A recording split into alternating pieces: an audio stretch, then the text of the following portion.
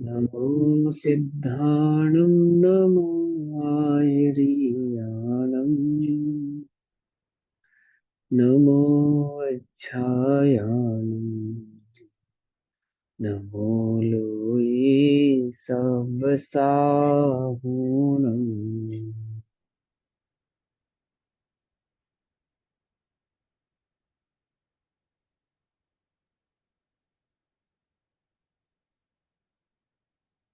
ओंकार बिंदु संयुक्तं नित्यं ध्यायन्ति योगिना कामदं मोक्षदं चैव ओंकाराय नमो नमः।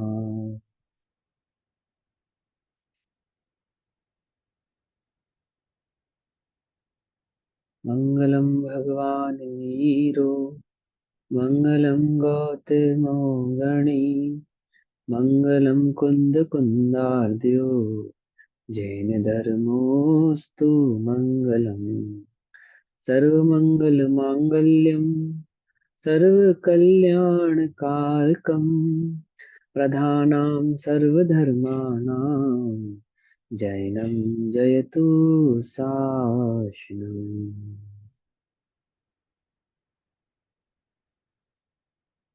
नमः समय साराय स्वानुभूत्य च कासते चित्स्वभावाय भावाय सर्वभावान्तरच्छिदे।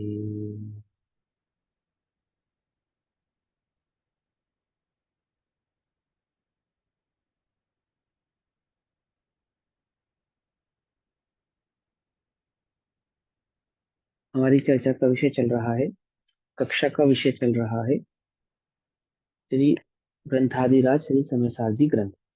और समयसारधी ग्रंथ में आचार्य अमृतचंद्र देव द्वारा विरचित आत्मख्याति टीका के माध्यम से हमारी गाथा नंबर 15, गाथा 15 है ना।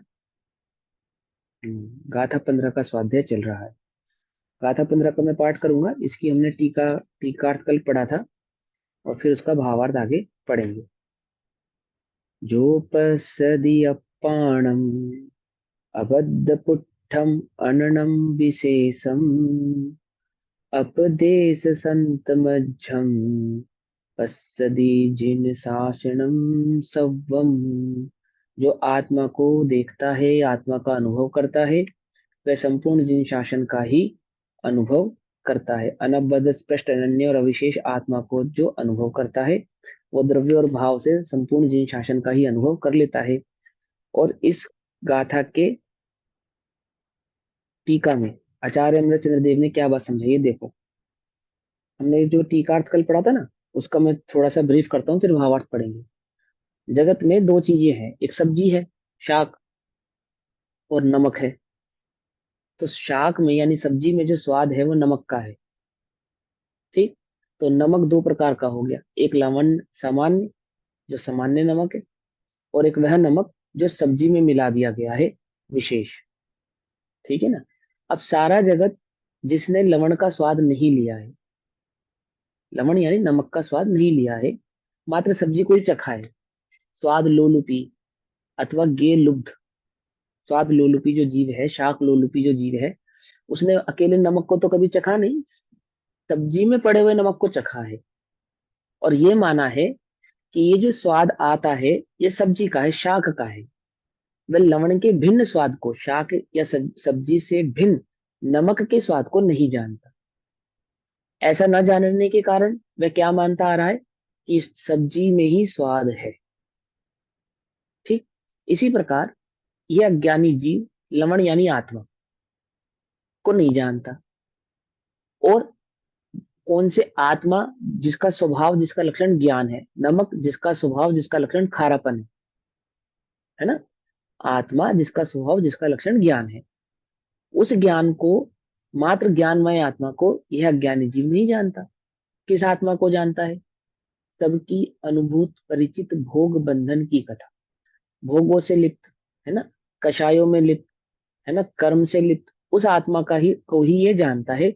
यानी उदय आदि के की अपेक्षा से शरीर में, कर्म में, भोग में जो ये जीव है, यानी कि प्राप्त पर्याय की जो तन्मयता है, इस प्राप्त पर्याय की अपेक्षा से ही जीव को जानता है।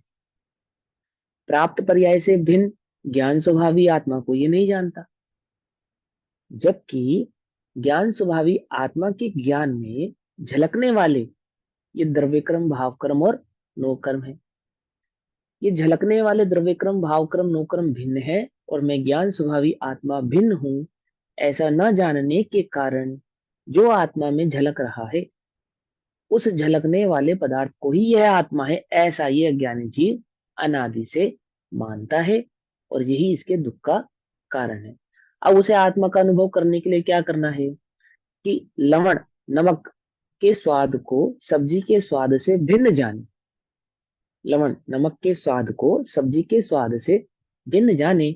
इसी प्रकार से हे भव्य जीवो, तुम इस आत्मा को, ज्ञान जिसका स्वभाव है, इस ज्ञान में आत्मा को इस ज्ञान में झलकने वाले ज्ञेयों के आधार से मत जानो। ज्ञेयों से भिन्न होकर एक सामान्य ज्ञान मात्र आत्मा को ही जानो। पकड़ में आई बात? पकड़ में आई बात? दो बातें, एक सामान्य लवण और एक विशेष लवण। सामान्य लवण यानी मात्र नमक, और सब्जी में मिला हुआ नमक यानी विशेष नमक। ऐसे सामान्य ज्ञान यानी ज्ञान स्वभावी आत्मा जो जानने का कार्य करती है, और विशेष ज्ञान यानी ज्ञान में झलकने वाले ज्ञेयों के आधार से उस ज्ञान को समझना। एक और एग्जांपल देता हूं। दर्पण के आगे अग्नि रखो तो दर्पण गर्म होता है या नहीं होता? दर्पण के आगे अग्नि रखो, अग्नि, तो अग्नि कैसी है? गर्म है या शीत है? कैसी है? उष्ण है या शीत है? बोलो भैया, फटाफट बोलो सब। मिरर में एक्टिव ना रहा करो, एक्टिव। उष्ण है ना, हाँ ठंडी है। क्वेश्चन है। अरे हम गर्मी। पूछ रहे हैं, सुनो ध्यान से। एक्टिव कैसे? दिमाग से भी एक्टिव रहो, हाथ से भी एक्टिव रहो। अग्नि उष्ण है या शीत है? अग्नि क्वेश्चन अग्नि उष्ण है, उष्ण है। Very question good. हाँ, क्वेश्चन अग्नि उष्ण है। तो क्या दर्पण में झलकने वाली अग्नि, जो दर्पण में अग्नि झलक रही है, वह अग्नि जो दर्पण में झलक रही है, ध्यान से सुनना मेरी बात को, तो वह उष्ण है या शीत है? अग्नि है ना, ना उष्ण है ओशन है, ना वो शीत है, अग्नि है, ना शीत है। ओशन है, शेप है। नहीं, अग्नि वो है। भी उष्ण है। वो भी उष्ण है। फिर सुनो सुनो, अग्नि कंफ्यूज उष्ण मत हो। होती तो वो तो ध्यान से शीतल सुनो। है। शीशक उष्ण होती तो दर्पण हाँ, भी तो वेरी गुड। शीतल है। वो तो हाँ, कौन बोला शीतल है। ये? कौन बोला? मैंने बोला। बहुत बढ़िया, वो तो दर्पण ही है, शीशा ही है। Very good. अग्नि, दर्पण में झलक रही है जो अग्नि, दर्पण में जो झलक रही है अग्नि, वह उष्ण है या शीत है? कि वहां अग्नि है ही नहीं, वहां तो मात्र शीशा ही है, दर्पण ही है, अग्नि नहीं है। झलक तो रही है, ये बात तो सत्य है, ये बात तो सत्य है।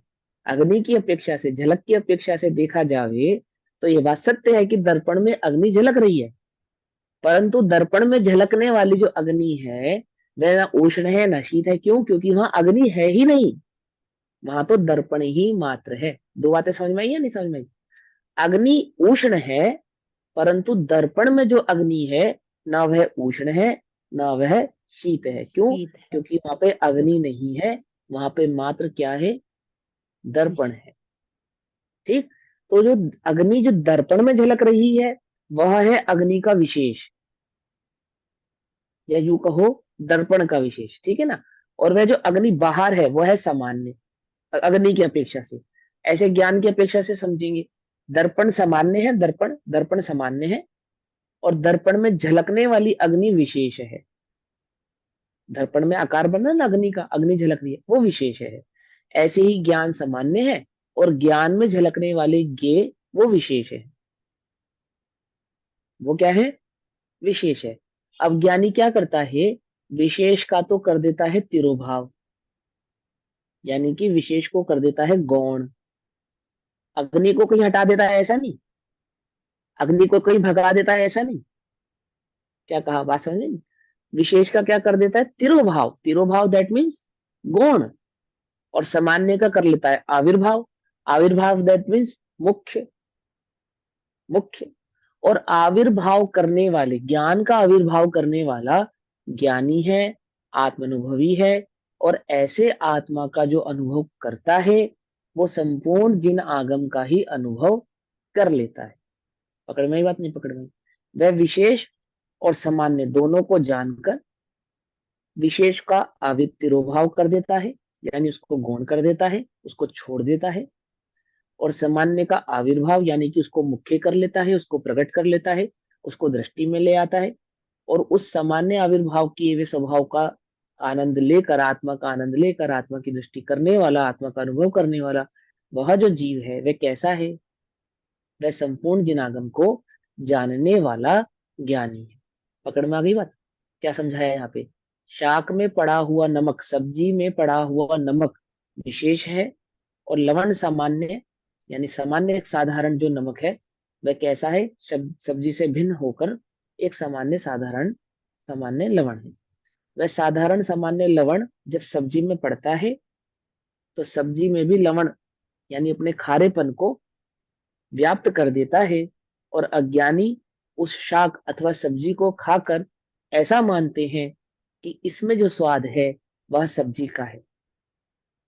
पकड़ में आई बात?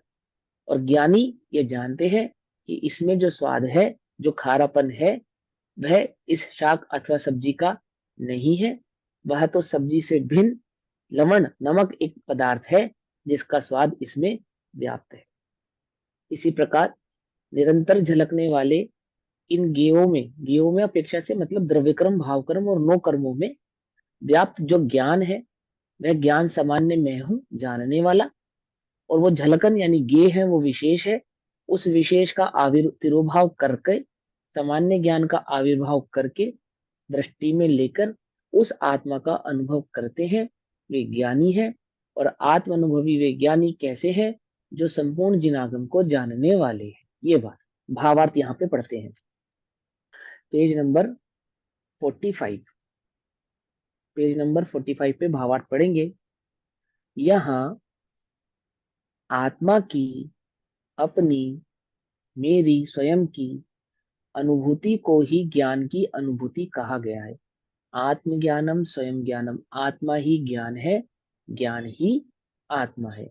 आत्मा की अनुभूति ही ज्ञान की अनुभूति है, अथवा ज्ञान की दृष्टि ही आत्मा की दृष्टि है। ज्ञान की अनुभूति ही आत्मा की अनुभूति है।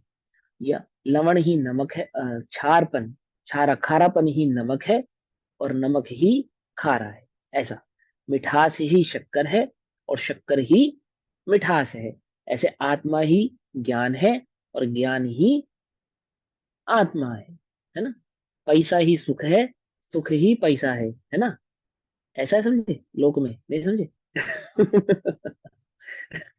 ज्ञान, ज्ञान ही आत्मा है, आत्मा ही ज्ञान है। यहाँ आत्मा की, मेरी आत्मा की अनुभूति को, अनुभव को ही ज्ञान की अनुभूति कहा गया है। कि आत्मा का अनुभव होगा तो ज्ञान का ही अनुभव होगा, अथवा ज्ञान का अनुभव होगा तो आत्मा का ही अनुभव होगा। अज्ञानी जन ज्ञेयों में ही, ज्ञान में जो झलके उसे ज्ञेय कहते हैं। दर्पण में जैसे कोई झलकती है ना वस्तु, ऐसे ज्ञान में जो झलके उसे ज्ञेय कहते हैं। तो अज्ञानी जन ज्ञेयों में ही, इंद्रिय ज्ञान के विषयों में ही लुब्ध हो रहे हैं। ये इंद्रियां, द्रव्य इंद्रिय और भाव इंद्रिय प्रकार दो होती है ना, द्रव्य इंद्रिय और भाव इंद्रिय। तो अज्ञानी ज्ञान में दोनों इंद्रियां झलक रही है, द्रव्य इंद्रिय भी झलक रही है, भाव इंद्रिय भी झलक रही है। और द्रव्य इंद्रिय और भाव इंद्रिय की झलकन को मैं इंद्रिय हूं ऐसा मानता है एक बात, और उस इंद्रिय से भोगे जाने वाले भोगों को ये भोग मेरे हैं ऐसा मानता है दो बात। पकड़ में ये बात? अज्ञानी जो इंद्रिय और ज्ञान के भिन्नता को नहीं जानते, अग्नि, बाहर में रखी अग्नि और दर्पण में झलकने वाली अग्नि की भिन्नता को नहीं जानते, ऐसे द्रव्य इंद्रिय और भाव इंद्रिय और आत्मा ज्ञान, ज्ञान आत्मा की भिन्नता को नहीं जानते। वे कैसे हैं? वे ज्ञान में झलकने वाले इंद्रिय और उनके विषयों में लुब्ध हो रहे हैं, आसक्त हो रहे हैं, है ना? है ना? आसक्त हो रहे हैं मतलब समझ रहे हो? आसक्त हो रहे हैं, लुब्ध हो रहे हैं, ठीक मतलब है। ग्रद्ध, ग्रद्ध हो रहे मिर्च हैं, मखंड बहुत सारा डाल दिया इसमें। है ना? भैया किसकी आवाज आ रही है ये? शालिनी दीदी म्यूट करो। ग्रद्ध हो रहे हैं। पकड़ में ही बात है ना?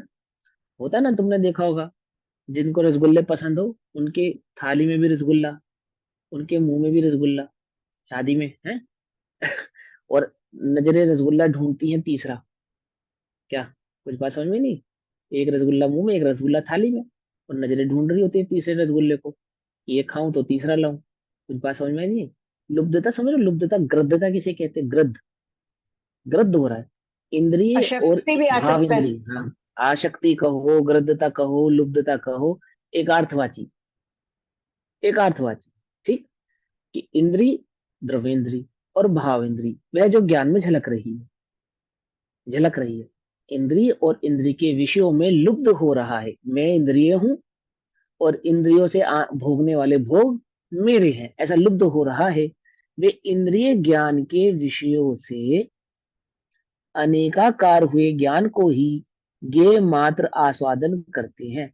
आंख में हूं, नाक में हूं, कान में हूं, मुंह में हूं, शरीर में हूं, और इससे भोगे जाने वाले भोग मेरे हैं, बस मात्र इसी का स्वादन करता है। जबकि अग्नि दर्पण में नहीं है, नहीं है। पकड़ में बात नहीं? पकड़ में? अग्नि दर्पण में नहीं है, मात्र दर्पण में झलक रही है। ऐसे ही द्रव इंद्री, भाव इंद्री और इसके विषयभूत भोग आदि सामग्री वे इस ज्ञान आत्मा में मात्र झलक रहे हैं, झलक रहे हैं। उसको तो जानता नहीं, उसको तो जानता नहीं। और वह झलक जो रहा है वह मैं हूं, ऐसा मानकर अनेक रूप होता हुआ, माने इंद्रियों के अनुसार अपने आप को परिवर्तता, प्रवर्तमान रहता है। देख भी लूं, सूंघ भी लूं, सुन भी लूं, खा भी लूं, चख भी लूं, छू भी लूं, बस इसी में लुब्ध हुआ रहता है। परंतु ज्ञेयों से भिन्न ज्ञान मात्र का आस्वादन नहीं करते। सामान्य मात्र सभी पांच द्रव्य इंद्रियों और भाव इंद्रियों में व्याप्त एकमात्र ज्ञान का आस्वादन, यानी स्वाद, यानी अनुभव नहीं करते, कि मैं मात्र जानने वाला हूँ। आई बात समझ में? पिक्चर हॉल में, पिक्चर में आग लग जाती है, मूवी में आग लग जाती है, तो वो आग पर्दे में लगती है या नहीं लगती? पिक्चर हॉल के पर्दे पे नहीं लगती ना, पक्का। पिक्चर में शेर आता है, शेर, तो शेर को देख के कितने लोग डर के भाग जाते हैं? पर्दा फाड़ के निकल आता होगा बाहर? नहीं ना, नहीं आता ना। बाढ़ आती है तो पर्दा गीला नहीं होता, आग लगती है तो पर्दा जलता नहीं। इसी प्रकार इस आत्मा में गे झलकते हैं, परंतु यह आत्मा गे रूप होता नहीं। कषायों की अग्नि भी लगती है ना, मिथ्यात्व रूपी शेर भी दहाड़ते हैं, सब होता है। लेकिन जैसे वह पर्दा है ना, पर्दा, पर्दा, ऐसा ही पर्दे जैसा ये आत्मा है, जिसपे इंद्रियों का दर्शन हो रहा है, रिफ्लेक्शन हो रहा है ना, पिक्चर चल रही है। ऐसे ज्ञान में मात्र ये पिक्चर चल रही है। समझ में ये बात? पिक्चर चल रही है। तो क्या कहते हैं? पर्दे का आस्वादन नहीं करता, मतलब सामान्य ज्ञान का एक आस्वादन नहीं मिनट, करता। ये जो बोला भाव उसके आते हैं, तो भाव के वो जो में जो लुप्तपन है वो भाव है। जो जो लुब्धपना है, वो आसक्ति है, अज्ञान है। अज्ञान के कारण उसको ग्रद्धता हुई है। हाँ ठीक हाँ। है ना? क्या ग्रद्धता हुई है? कि ज्ञान में झलकने हाँ जी। वाली गे, दर्पण में झलकने वाली अग्नि को दर्पण गर्म हो गया ऐसा मान रहा है। ऐसे ही ज्ञान में झलकने वाले भाव इंद्रियों और द्रव्य इंद्रियों, मैं भाव और द्रव्य इंद्रिय में हूं, ऐसा मान रहा है। एक मिनट से होल्ड कर।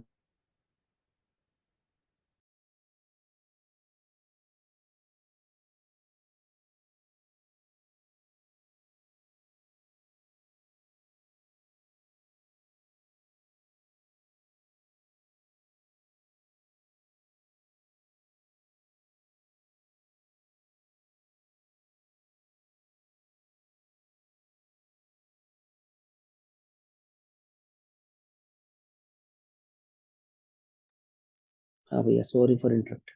देखो भैया क्या यहाँ कहा। पे हमने यहाँ पे हमने इसी बात को निश्चय से और व्यवहार से कैसे घटित करेंगे? व्यवहार में तो मतलब वो ज्ञों में उलझा रहता है। नहीं नहीं नहीं नहीं, देखो यहाँ पे निश्चय और व्यवहार की बात को बाद में घटित करना। पहले वस्तु स्वरूप समझो, कि निश्चय की अपेक्षा से भी समझो, चलो कोई बात नहीं, कि मूलतः निश्चय से माने एक्चुअली तो क्या है? कि आत्मा भिन्न है। ठीक, आत्मा भिन्न है, आत्मज्ञान भिन्न है, और द्रव्येंद्रिय भावेंद्रिय भिन्न है। ठीक है, वे आत्मा में झलकते हैं। जैसे अग्नि दर्पण में झलक रही है, निश्चय से झलक रही है या व्यवहार से झलक रही है? बोलो भैया। निश्चय से झलक रही है, व्यवहार से नहीं झलक रही है। व्यवहार से भी झलक रही है। तो वस्तु का, ज्ञेयो का ज्ञान में झलकना, इसमें कोई निश्चय व्यवहार की बात नहीं है, वस्तु स्वरूप ही ऐसा है। जब वस्तु स्वरूप जैसा होता है ना, जो जो लक्षण होता है, यानी जो उसका गुण होता है, उसमें निश्चय व्यवहार जैसी कोई बात नहीं होती है। हम उसका प्रतिपादन निश्चय और व्यवहार से करते हैं। जब हम ये कहे कि अग्नि, जब हम ये कहे कि अग्नि दर्पण में है, तो ये व्यवहार है। और जब हम ये कहे कि अग्नि दर्पण में नहीं होती, तो ये निश्चय है। निश्चय है। लेकिन अग्नि जो दर्पण में झलक रही है, वो झलकना ना निश्चय है ना व्यवहार है।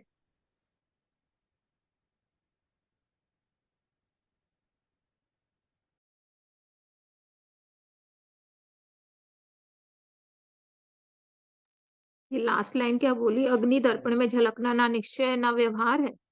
यार उसको हम अगर उस सेंस में देखना, अगर हम कहें अग्नि अग्नि दर्पण में झलक रही है, तो किस किस सेंस से कह रहे हो? व्यवहार से कह रहे हो। और अगर हम कह रहे हैं अग्नि दर्पण में नहीं है, तो किस सेंस हाँ, से कहोगे? निश्चय से कहोगे हाँ, ना। अग्नि हाँ। हम्म दर्पण में थोड़ा ना है। हम्म बात समझ में आ उसको गई? ऐसे जब देखो। उसे कहेंगे, जब कहते ना व्यवहार से। जब उसमें निश्चय और व्यवहार लगेगा, जब वह क्रिया होगी, तो उसमें कोई निश्चय और व्यवहार नहीं होगा। अंतर समझ में आ रहा है ना यार? जब हम कहेंगे कि अग्नि दर्पण में है, ऐसा कहेंगे, तो क्या कहेंगे? ये व्यवहार का कथन। और फिर क्या कहेंगे कि अग्नि दर्पण में झलक तो रही है, परंतु अग्नि दर्पण में कभी नहीं होती, ये निश्चय का कथन हो गया। ये दो बातें अलग हो गई ना, कहेंगे। अब अग्नि दर्पण में झलक रही है, तो निश्चय से झलक रही है या व्यवहार से झलक रही है? कि भैया झलक रही है, उसके झलकने में ना निश्चय है ना व्यवहार है, वस्तु स्वरूप ऐसा वो ही है। प्रमेयत्व गुण पढ़ा था ना। ठीक है ना? प्रमेयत्व गुण के कारण झलकना उसका स्वभाव है। बस हाँ, ज्ञान का विषय बनना उसका स्वभाव है। हाँ। चलो, बात समझ में आ गई? अब आगे समझेंगे कि इसी प्रकार से ये आत्मा, मैं आत्मा, मेरा ज्ञान गुण, मेरे ज्ञान गुण में क्या झलक रहा है? द्रव्य कर्म, भाव कर्म, नो कर्म झलक रही। और इन द्रव्य कर्म, भाव कर्म और नो कर्मों को ये मेरे हैं, ये मैं हूं, ऐसा मानकर इनके विषयों में मैं लुब्ध हो रहा हूँ, आसक्त हो रहा हूँ। ठीक है ना? और ये क्या कहते हैं? ये अज्ञान है। लेकिन ज्ञानी ये बात जानता है, क्या जानता है? कि मैं मात्र इसको जानने वाला हूँ, ना ये मेरे हैं ना मैं इनका हूँ। और जो ज्ञानी है, एक दो तीन चार, चौथे नंबर की लाइन, और जो ज्ञानी है, ज्ञेयों में आसक्त नहीं है ना, वे ज्ञेयों से भिन्न एकाकार ज्ञान का ही आस्वाद लेते हैं, ज्ञान का ही अनुभव लेते हैं। एकाकार मतलब ऐसा, जैसे वो मात्र सामान्य दर्पण है। दर्पण अग्नि रूप नहीं हुआ, दर्पण में अग्नि भी झलक रही है, पानी भी झलक रहा है, बर्फ भी झलक रही है, अन्य वस्तुएं भी झलक रही है। परंतु दर्पण उन अलग अलग वस्तुओं को झलकाता हुआ भी उस रूप नहीं हुआ। अनेकाकार रूप वस्तुएं झलक रही हैं, और दर्पण एकाकार मात्र दर्पण ही है। इसी प्रकार ज्ञान में अन्य द्रव्य, द्रव्य क्रम, भाव क्रम, नो क्रम, कषाय आदि कर्म आदि झलक रहे हैं, परंतु ज्ञान एक सामान्य मात्र ज्ञान ही है।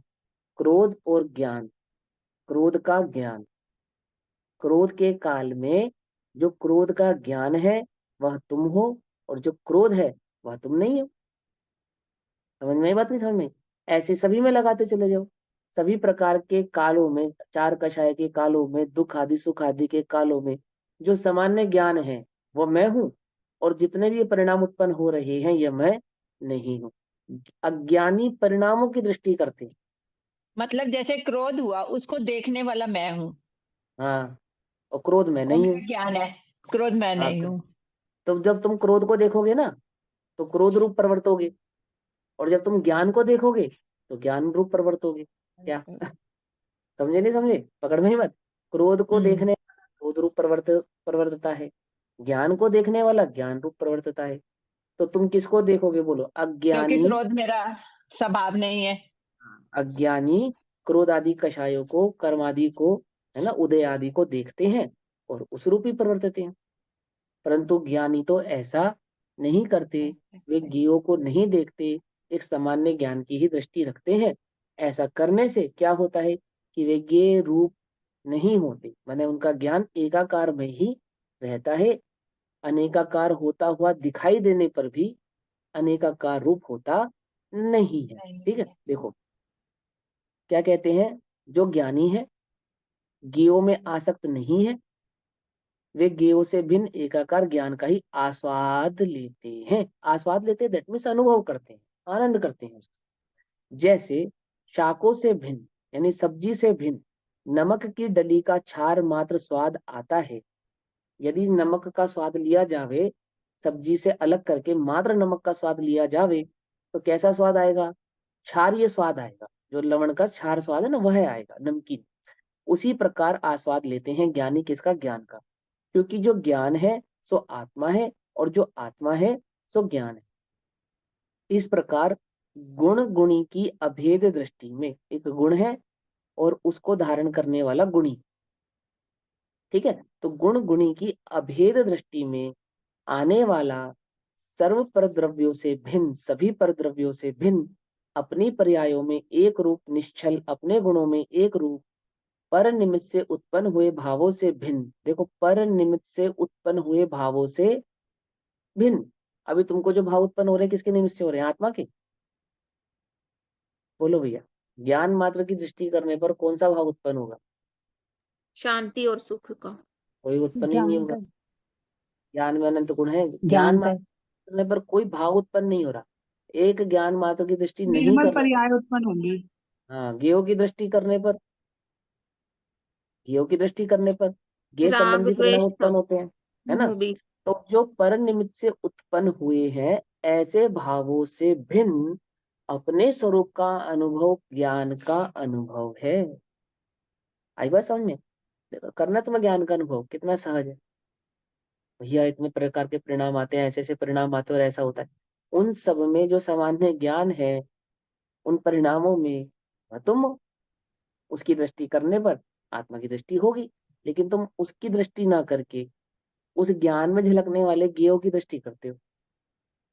समझ नहीं आती समझ में? तभी मैंने कहा था कि ज्ञान की दृष्टि करोगे तो ज्ञेयों पे दृष्टि जाएगी। ज्ञान के से उस ज्ञानी की गुण से गुणी को पहचानते हैं ना, तो ज्ञान गुण है। और वह ज्ञान गुण किसका है? वो चैतन्य आत्मा का गुण है। पकड़ में ही नहीं पकड़ में? तो ज्ञान से ज्ञानी की दृष्टि करेंगे तो किसका अनुभव होगा? मात्र ज्ञान का ही अनुभव है। और वह अनुभव कैसा है?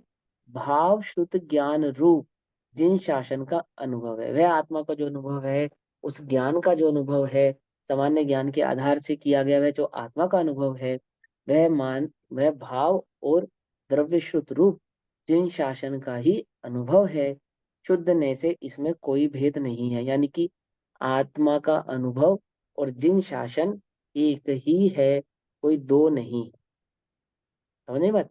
क्योंकि संपूर्ण जिन शासन का एकमात्र निचोड़ आत्मानुभव है और आत्मानुभव का ही डिस्क्रिप्शन संपूर्ण जिन शासन में व्याप्त है। तो जिसने एक आत्मा का अनुभव किया है उसने संपूर्ण जिन शासन का ही अनुभव कर लिया है, ऐसा आचार्य देव कहते हैं। अब इसी अर्थ का कलश रूप काव्य कहते हैं। कलश नंबर 14। आचार्य देव इसी अर्थ को और अच्छे से समझाने के लिए एक कलश कहते हैं। क्या कलश है?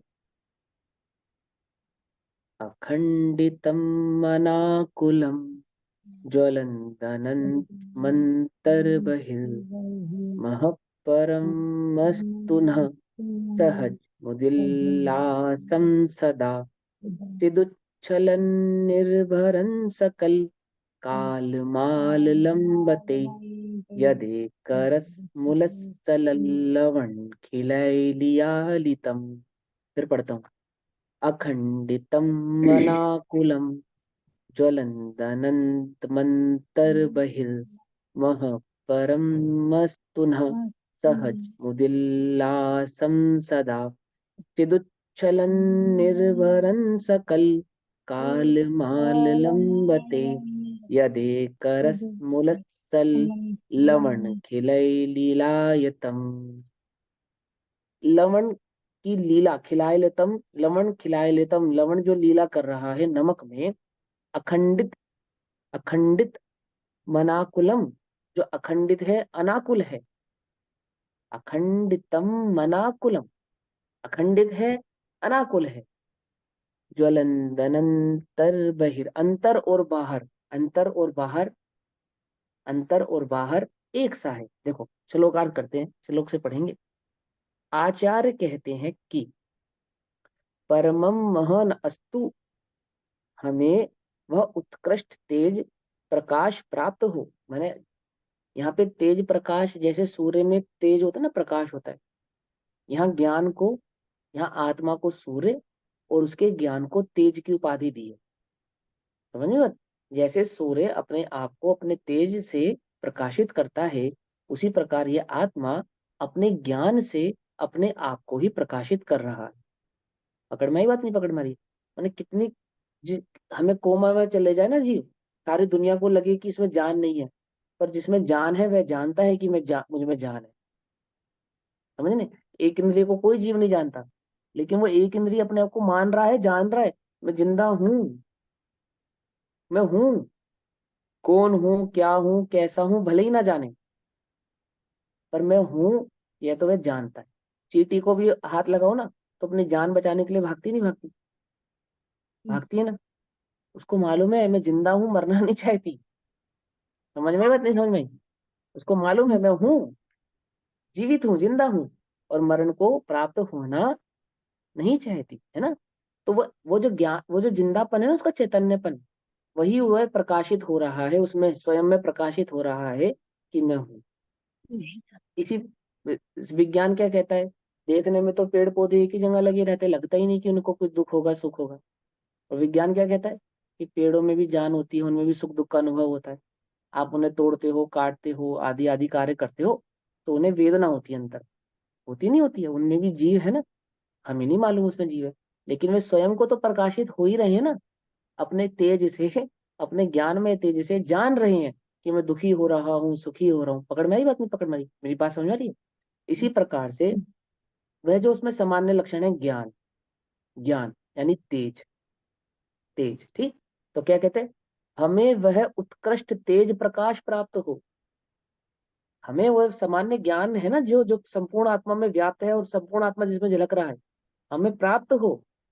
यत सकल कालम चिद उच्छलन निर्भरम, कि जो तेज सदा काल चैतन्य के परिणमन से परिपूर्ण है। जो ज्ञान सदा काल चैतन्य के परिणमन से परिपूर्ण है, चैतन्य के परिणमन से परिपूर्ण है। समस्त चैतन्य में, मैंने चैतन्य आत्मा में वह ज्ञान ही ज्ञान, ज्ञान ही ज्ञान व्याप्त है।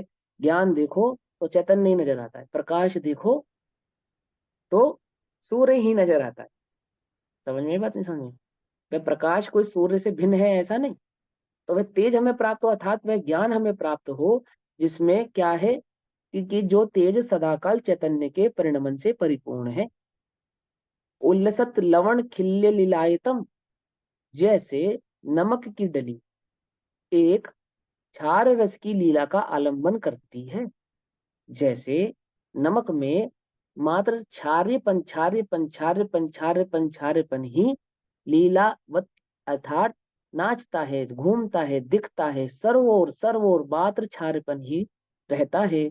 उसी प्रकार जो तेज अर्थात ज्ञान एक रसम आलम्बते, एक ज्ञान स्वरूप का आलंबन करता है, एक ज्ञान का ही आलंबन करता है। क्षार का आलंबन लेने, जैसे क्षार रस, क्षारपना नमक का आलंबन लेता है, मिठास गुण शक्कर का आलंबन लेती है, ऐसे ही वह ज्ञान इस आत्मा के आलंबन को लेता है, आत्मा में व्याप्त रहता है, आत्मा में ही रहता है। अखंडितम, जो तेज अखंडित है। कैसा अखंडित है? कि वो दर्पण में क्या झलका था? अग्नि। तो भी दर्पण में उष्णता का प्रवेश नहीं हुआ, अग्नि का प्रवेश नहीं हुआ, झलका, झलकने पर भी दर्पण अग्नि रूप नहीं हुआ। यह दर्पण की अखंडितता है, अखंडितता। ऐसे ही आत्मा की अखंडितता क्या है? कि इसकी अखंडता यही है कि ज्ञेयों के झलकने पर भी यह ज्ञान ज्ञेय रूप होता नहीं है। किसकी बात चल रही है ये? समझ में आई बात, नहीं समझ में आई? कौन से ज्ञान की बात चल रही है? पकड़ में आ रही है बात, नहीं पकड़ में आ रही? हाँ, ये आत्मा की बात है, जिन्ना की बहन फातिमा की बात नहीं है क्या? आत्मा अखंडित, जो तेज अखंडित है, जो तेज अखंडित है, अखंडित है मतलब जो गेयों के आकार रूप खंडित नहीं होता, माने जो गे झलकने से गे रूप नहीं होता। अनाकुलम, जो अनाकुल है, किसी प्रकार की आकुलता नहीं है। अनाकुलम दैट मीन्स, देखो दर्पण में अग्नि झलकी, तो अग्नि की उष्णता दर्पण में प्रवेश नहीं पा पाई, अग्नि ने तो प्रवेश पाया ही नहीं, अग्नि ने तो दर्पण में प्रवेश पाया ही नहीं, अग्नि की उष्णता ने भी दर्पण में प्रवेश नहीं पाया। ये उसकी दर्पण की क्या है? अनाकुलता है ना। क्रोध के काल में द्रव्य कर्म तो आत्मा में प्रवेश पाते ही नहीं, द्रव्य कर्म तो आत्मा में प्रवेश पाते ही नहीं। भाव कर्म भी आत्मा में क्या कुछ बिगाड़ सुधार कर सकते नहीं है। यह उस आत्मा की अनाकुलता है, अनाकुला, जो अनाकुल है, जिसमें कर्मों के निमित्त से होने वाले राग आदि से उत्पन्न आकुलता नहीं है। आगे बात, कर्मों के निमित्त से यानी द्रव्य कर्मों के निमित्त से उत्पन्न होने वाले भाव कर्मों की भी आकुलता नहीं है। राग नाम का भाव आत्मा में उत्पन्न हुआ, राग भाव, तो भी उस आत्मा में आकुलता नहीं हुई, आकुल है ना, अनाकुलम, जो अनाकुल है, जिसमें कर्मों के निमित्त से होने वाले राग आदि से उत्पन्न आकुलता नहीं है। अनंतम अतः बही ज्वलत, जो अविनाशी रूप से अंतरंग में और बाहर में प्रकट दीप्यमान है। अंतर, लवण को तोड़ो तो अंतर से भी क्षारपन, बाहर से चाटो तो भी खारा, और तोड़ के अंदर से चाटो तो भी खारा। ऐसे ही आत्मा अंदर भीतर सर्व प्रकार से सर्व जगह क्या है? मात्र ज्ञान ही ज्ञान है। तो अनंतम अंतः वही ज्वलत, जो अविनाशी रूप से, जिसका विनाश नहीं होता। नमक में क्षारपन का विनाश कब हो जाता है? बोलो भैया, कब हो जाता है? हो जाता है पेट में जाने के बाद तो हो जाता होगा, नहीं होता ना, पता है ना, खून में मिल जाने के बाद तो हो जाता होगा, है ना। कभी नहीं होता। ऐसे ही मल बन जाने के बाद हो जाता होगा, है, नहीं होता। यही तो खासियत है उसकी। इसी प्रकार से क्या कहा, जो अविनाशी रूप से ये आत्मा अनादि से कर्मों में मिला हुआ है, तो भी ज्ञान कर्म रूप नहीं हुआ। जैसे नमक है ना, अनादि से द्रव्य कर्म भाव कर्म नो कर्म रूप प्रवर्तता हुआ भी द्रव्य कर्म भाव कर्म नो कर्म रूप हुआ नहीं है। अभी हो रहा है या नहीं हो रहा है?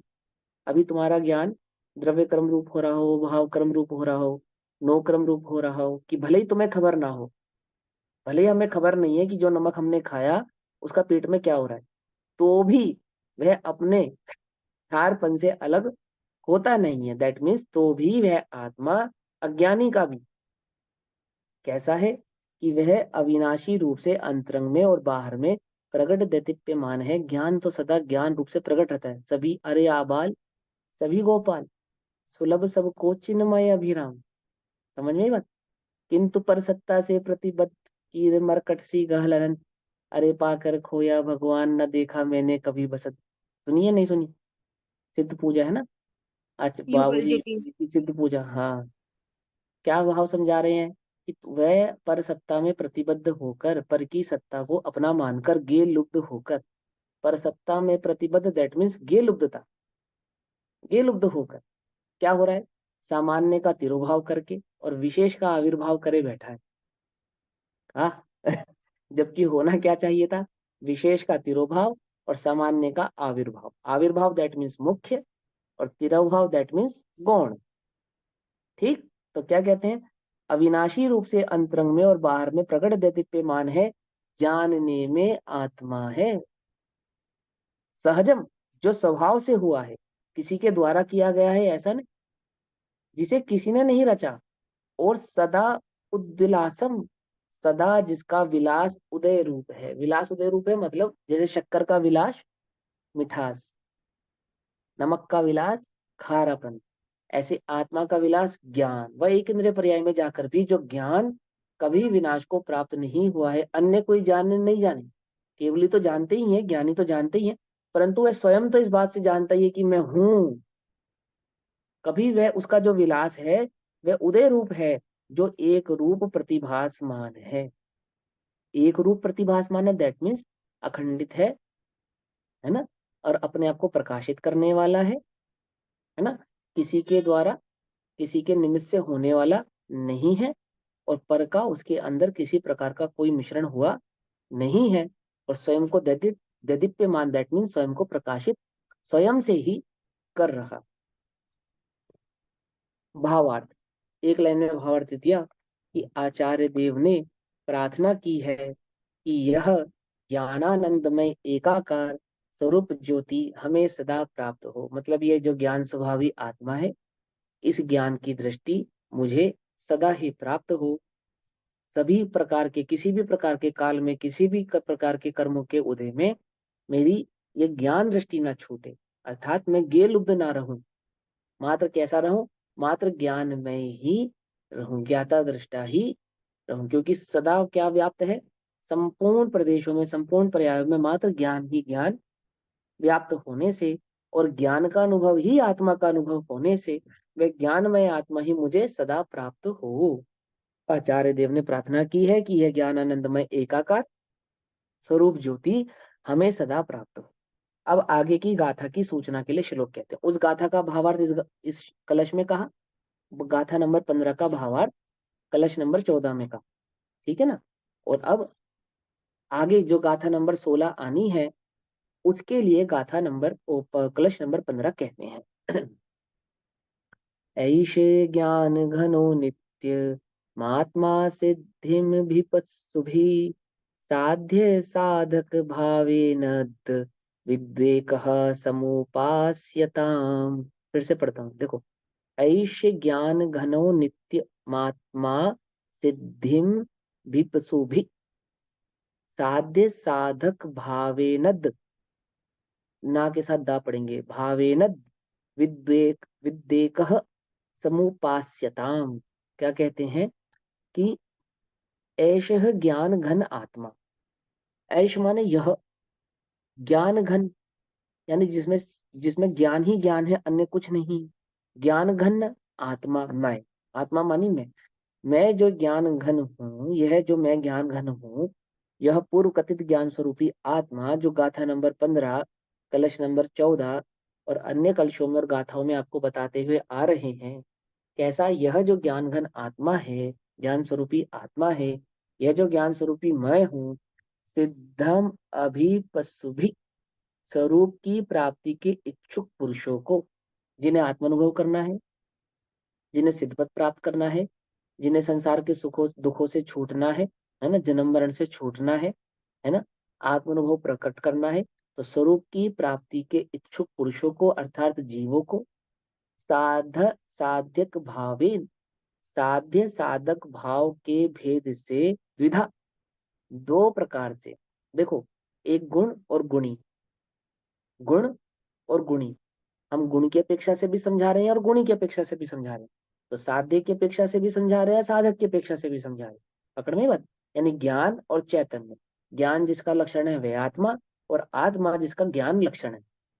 पकड़ में बात नहीं, मिठास जिसका लक्षण है वह शक्कर, और शक्कर जिसका लक्षण मिठास है। क्षारपन जिसका लक्षण है वह नमक, और नमक जिसका लक्षण क्षारपन।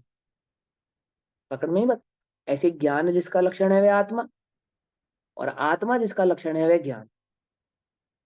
ये दोनों अलग हैं या एक है, कि हम दो प्रकार से बतला रहे हैं तो भी ये कैसे हैं, एक ही है। पकड़ में ही बात नहीं, पकड़ में ही। तो देखो यहाँ पे कहते हैं स्वरूप की प्राप्ति के इच्छुक पुरुषों को, तुम्हें स्वरूप की प्राप्ति करनी है, हाँ करनी है, तो क्या करूं, ये पूर्व कथित जो ज्ञान स्वरूपी आत्मा हमने बताई है ना, कि हाँ बताई है, उसको साध्य साधक भाव के भेद से दो प्रकार से हमने कहा, गुण गुणी के भेद से हमने दो प्रकार से तुमको कहा।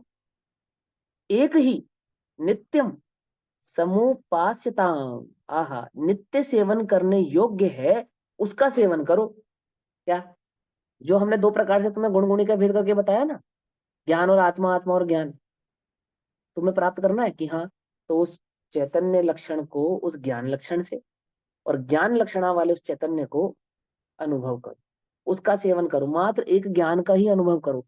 अर्थात मात्र ज्ञान घन स्वभावी एक चैतन्य आत्मा का ही अनुभव करो। देखो क्या लिखा, ऐसे ज्ञान घन आत्मा, देखा ना, यह पूर्व कथित ज्ञान स्वरूपी आत्मा। आत्मा का अनुभव करो अथवा ज्ञान का अनुभव करो, ज्ञान का अनुभव करो अर्थात आत्मा का अनुभव करो, क्योंकि ज्ञान ही आत्मा है और आत्मा ही ज्ञान है। दो प्रकार से बतलाए गए इस स्वभाव को, इस आत्मा को तुम अनुभव करो, उसकी दृष्टि करो, बस उसी को अपनी दृष्टि में लो। भावार्थ, आत्मा तो ज्ञान स्वरूप एक ही है, आत्मा तो ज्ञान स्वरूपी एक ही है, शक्कर तो मिठास स्वरूपी एक ही है ना। हलवा में, लड्डू में, खीर में, रसमलाई में क्या चीज कॉमन है?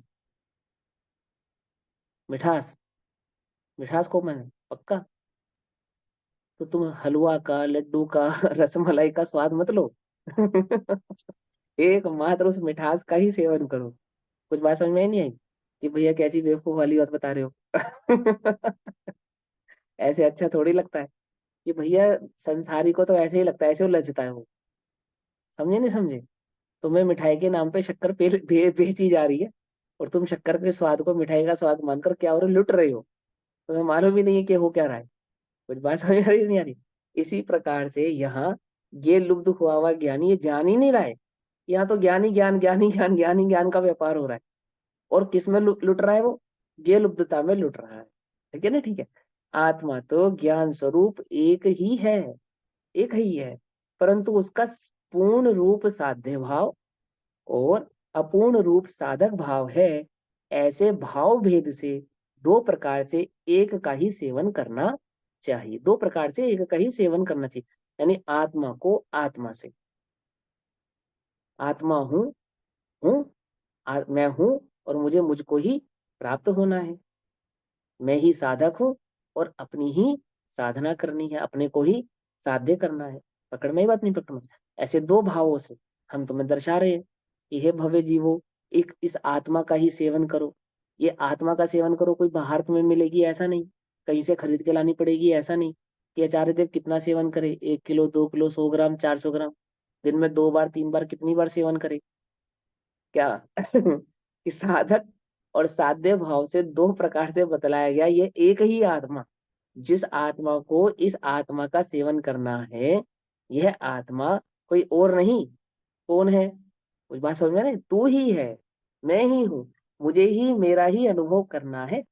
किसके लक्षण से? ज्ञान लक्षण, ज्ञान लक्षण से चैतन्य स्वरूप की दृष्टि करनी है। दो प्रकार से एक का ही सेवन करना चाहिए। अब दर्शन ज्ञान चारित्र रूप साधक भाव है, यह इस गाथा में कहते हैं। माने उस आत्मा का लक्षण जिसका तुम्हें साधना करनी है, उस आत्मा को पकड़ना है ना, पहचानना है ना। तो कैसे पहचाने, कैसे समझ में आए, किसमें स्थित होना है, उस आत्मा के किस भाव में तुम्हें स्थित होना है, यह बतलाने के लिए गाथा नंबर 16 कहते हैं। समय तो हो गया, फिर भी मैं गाथा पढ़ लेता हूँ, ठीक है। दंसनान चरितानि सेविद्वन्नि साहुणानिच्चम् तानि पुञ्जान तिन्निन् वि अप्पाणम चेव निच्छयदो, निच्छयदो ने निश्चय से, फिर से पढ़ता हूँ। दंसनान चरितानि, दर्शन ज्ञान चरित्र का, दंसनान चरितानि सेवितवाणी, सेवन करना चाहिए। सेवितवाणी साहुणा, सज्जन पुरुषों को, सज्जन जीवों को, अथवा मोक्ष के, मुक्ति के इच्छुक जीवों को, साधु को। नमो लोय सव साहुणम, साहुणा साधु पुरुषों को नित्यम सदा, नित्यम सदा किसका सेवन करना चाहिए? दंसन ज्ञान और चरित्र का। दंसन नान चरितानि सेवितवानी साहुणानिच्चम तानी पूर्ण जान, तानी और उन, उन जान, जानो और उन जानो, तानी उन पूर्ण जान। तिन्निन, तिन्निन माने तीनों को। तीन कौन कौन से? दर्शन ज्ञान चारित्र है ना, तीन।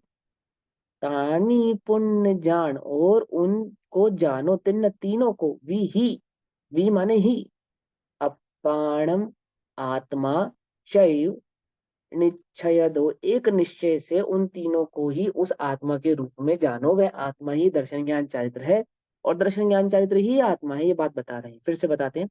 दंसन नाण चरितानी सेवी दवाणी साहुणा नित्यम